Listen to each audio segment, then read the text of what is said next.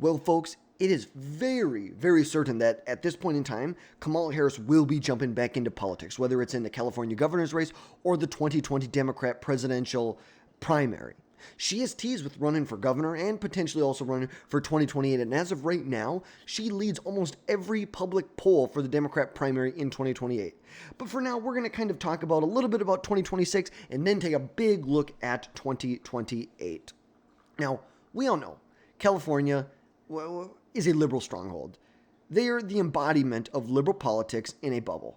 Harris has very deep ties to the state and has been elected 2 times statewide there, once as Attorney General and once as a senator. And of course, she then went on to be vice president, a very, very unpopular vice president under President Joe Biden, and then a failed presidential candidate in 2024. And the evidence shows that she is most likely leaning towards a 2028 Democrat primary run. But just because she jumps in does not mean that everyone else is going to drop out. I would expect a decent amount of Democrats to jump in this race. But the real question is this a binary choice? Or can she do both? Is she going to try and make it work where she's going to do 2026 and then 2028? Or is it, I'm either going to run for governor or run for president in 2028? A recent poll that just came out back on April 7th showed Harris 48%.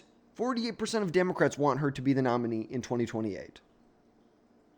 For a losing candidate, that is kind of mind-boggling, and it all kind of rests on this idea for the Democrats that with more campaign time, Harris would do better, which I totally disagree with. I've covered it many times on this channel. I do not agree with the idea that if Kamala Harris had more time on the campaign trail, she would have done better. I think more time on the campaign trail would have exposed how inept she is, how clueless she is. The word salads were not just something because she was new to this. The word salads are a part of who she is. She does not have a good fundamental understanding of the issues, at least to my understanding. I do not believe she does. And she is still grappling with the 2024 election. She is still in shock, very much in shock, that she and Tim Walz, because from what it sounds like, they both really believed that they were going to win this election. They believe they had this in the bag. This was over with. And they cannot believe that they lost to Donald Trump. They still cannot believe it. And now the Democrat primary for California's governor is starting to fill up as of right now. You see many people. The president pro tempore of the California Senate is jumping in. A former speaker of the California State Assembly is also jumping in. The former U.S. Secretary of Health and Human Services is jumping in. The current lieutenant governor is in there. Katie Porter, the representative from California's 47th congressional district and a candidate for U.S. Senate in 2024. Like Rick Caruso, Kamala, there's a lot of names that are in this party right here. That could be in the primary. A lot of big names, and now you can see a couple of them are going to will withdraw if Kamala Harris runs. But ultimately, it's going to be a big fight. Now, I think if she jumps in this race, it will clear the primary pretty well, and I think she'll be able to win it. But ultimately, the 2028 race, that's a totally different story. And you talk about 2026, this could really limit. You talk about, if she has to run in 2026 and she wins, she then has all the responsibilities that come along with being governor. That could really cripple and limit her in 2028 on her ambitions that she wants. But also, she knows that she doesn't have an income for very much longer. The money that she gets from the federal government is going to dry up here in, I think, July or August. So she has to find something to do. She has to find a way to generate some income.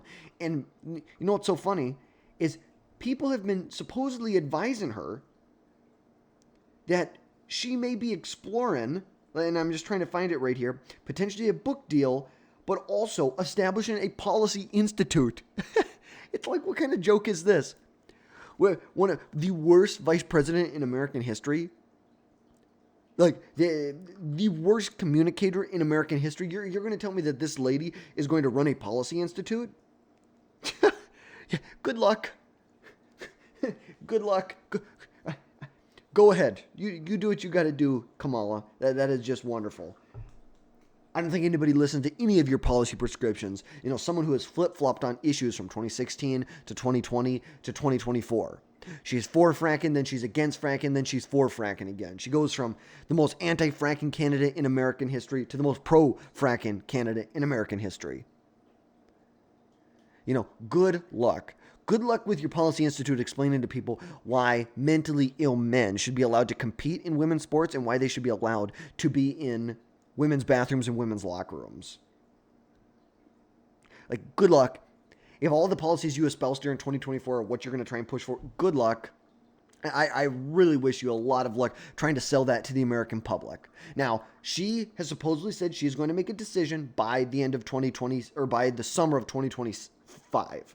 Now, you can see right here from this New York Times article, it sounds like her political choice is binary. She has told people she can run for governor or she can run for president, but not both. Which I agree. I think that's actually a halfway smart decision to, it's either one or the other because you're going to cripple yourself trying to do everything.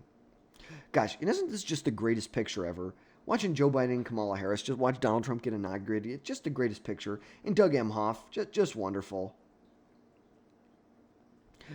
She's still processing the November results in which she lost every single swing state and saw a record number of Black and Latino voters, historically among the most reliable Democrats, reject her.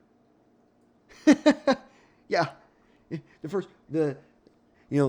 She's a female minority, and the minorities rejected her at race that we have not seen in decades. So, it's like, we know 2028, it is going to be tough.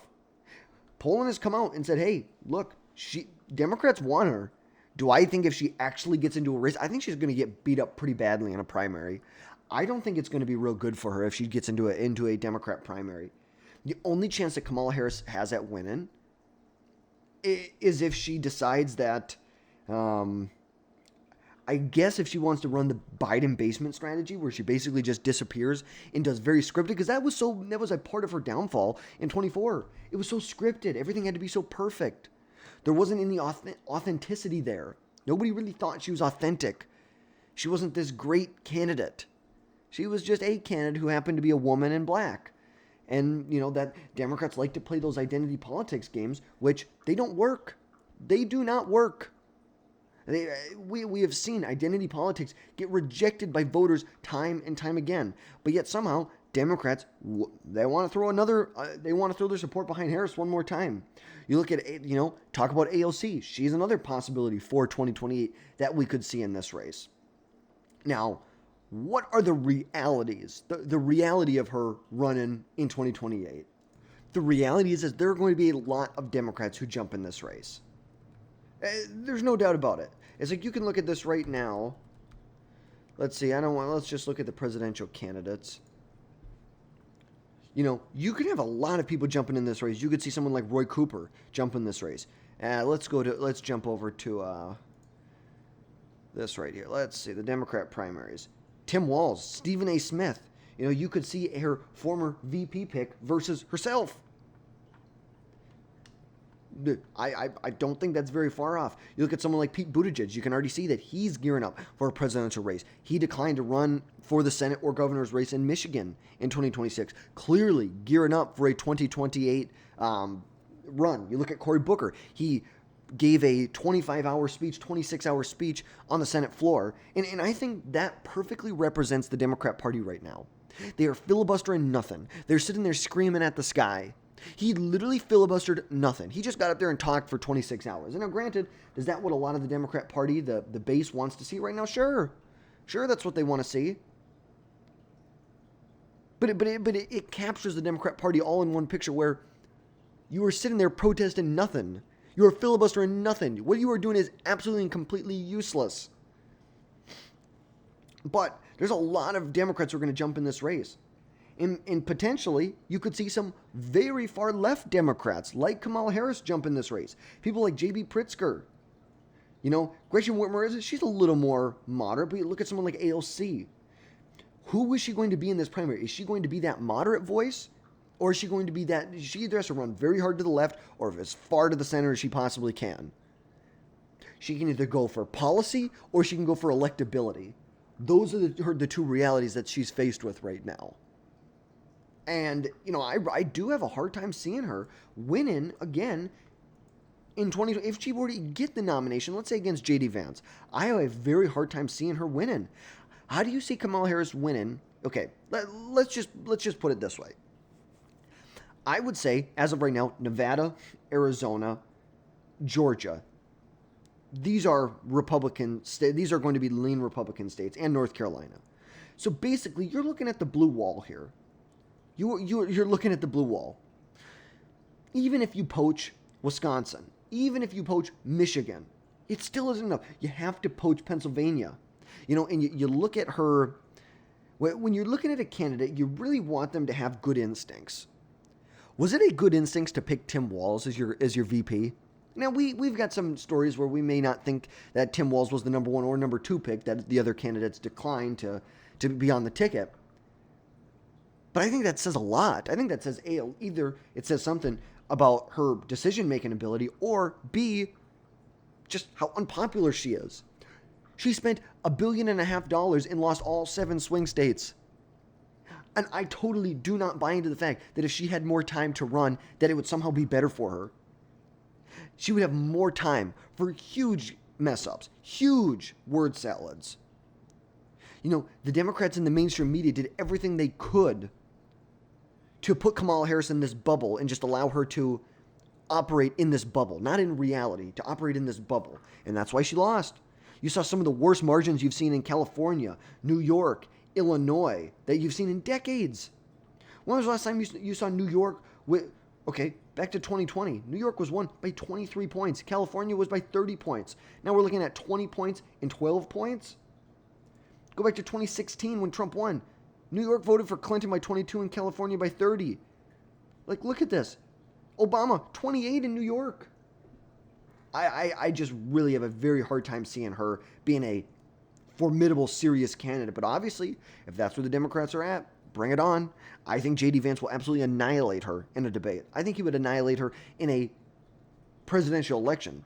I think Vance, we know Trump Jr. is not going to run, but I think DeSantis or Vance would destroy her in a general election. So that is my take on Kamala Harris running in 2028. That's going to wrap things up for today. Appreciate you guys tuning in today.